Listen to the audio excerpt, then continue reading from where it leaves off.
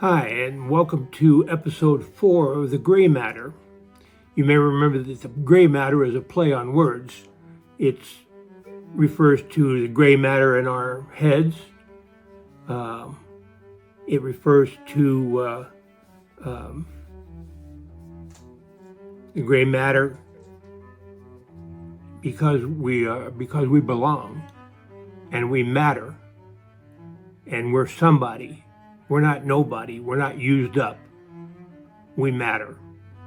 And the third one is the gray matter as a prospect like, Your Honor, I would like to introduce the gray matter. We're people. We love. We travel. We cry. We need. And in the gray matter, we get to explore those things and maybe learn how to do them better and do them with somebody. I really liked episode 2 where we talked about senior dating. What a surprise that was to me. But sure enough, I found someone to love. Kathy Webster, my life partner. We've been together now for 7 years. And I lost my wife to, as they say, complications due to cancer. Basically a medical screw up, but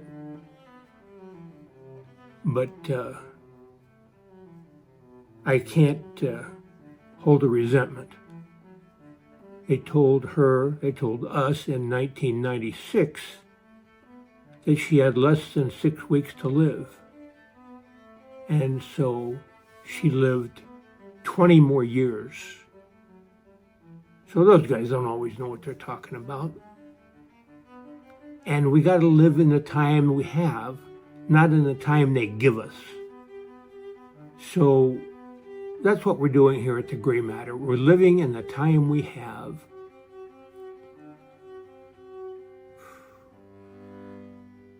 Are you using your local library? I hope so. I've talked to too many people who say they haven't read a book since they graduated from high school, college, left their job, retired, or whatever, that they don't read. I don't understand that.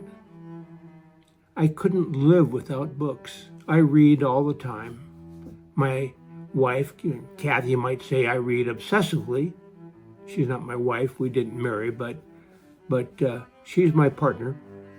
She might say I read obsessively, but I do read a lot. And I love reading.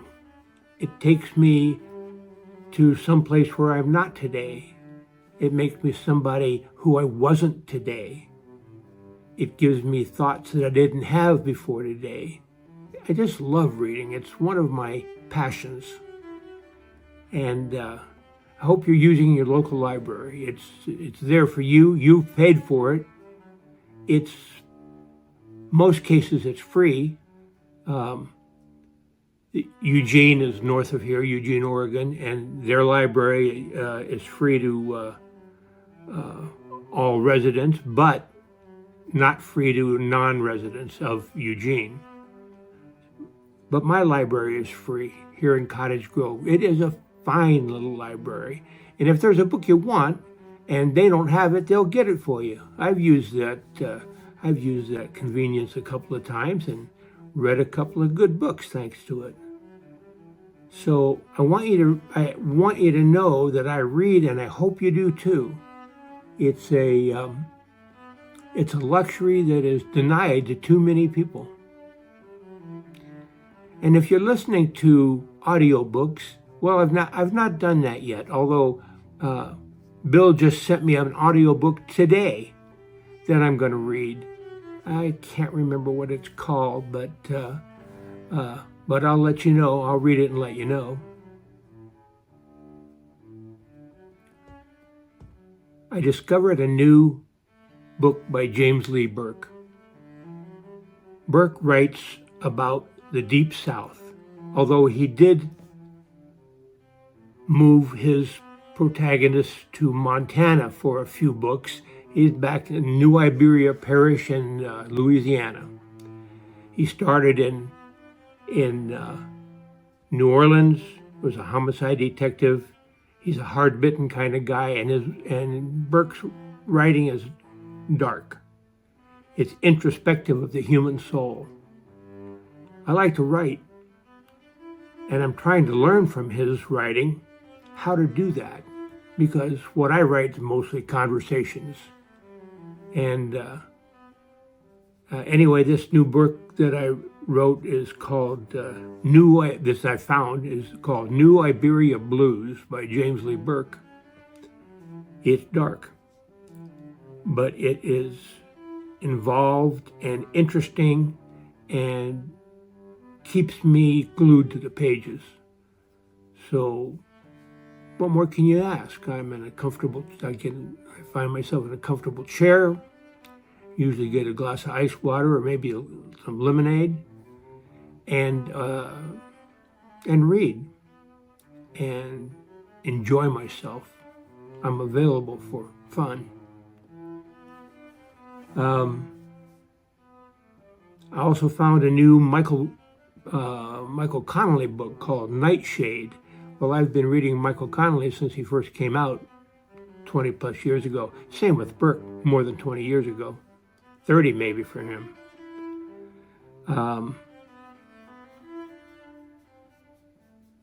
Michael Connelly's new book is called Nightshade. I'm looking forward to reading it after I get done with the James Lee Burke novel. And it's going to be fun. And I'm available for fun. And that's part of my fun, reading. I've got my notes on a monitor over here. I want you to do what you used to do. I know that can be an impossibility. You can't run track, maybe. If you're a senior citizen watching this, you probably can't run track. Although God bless you if you do. But you can go to a track meet. You can watch kids run and jump and play. And it'll make you feel good and it'll entertain you.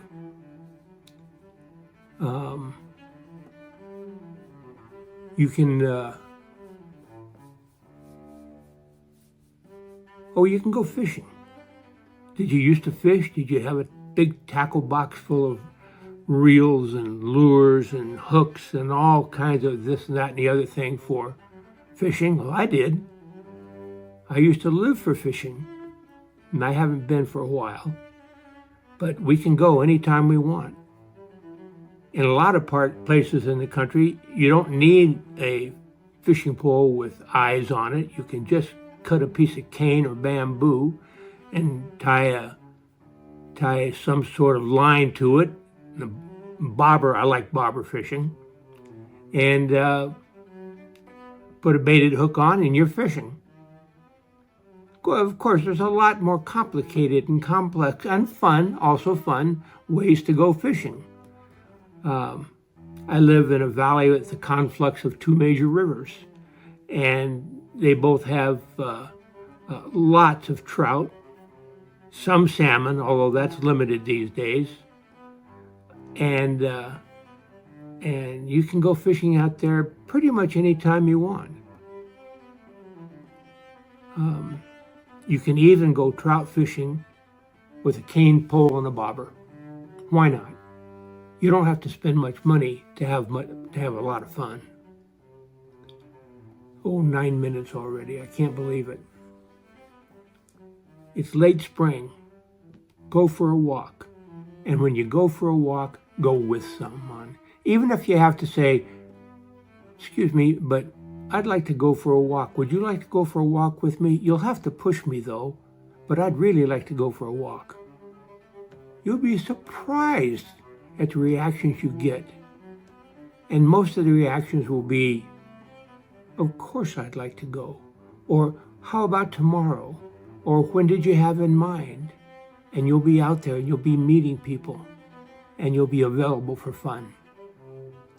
I'll see you next time. This has been episode 4 of the gray matter, and it's been a pleasure. Bye-bye.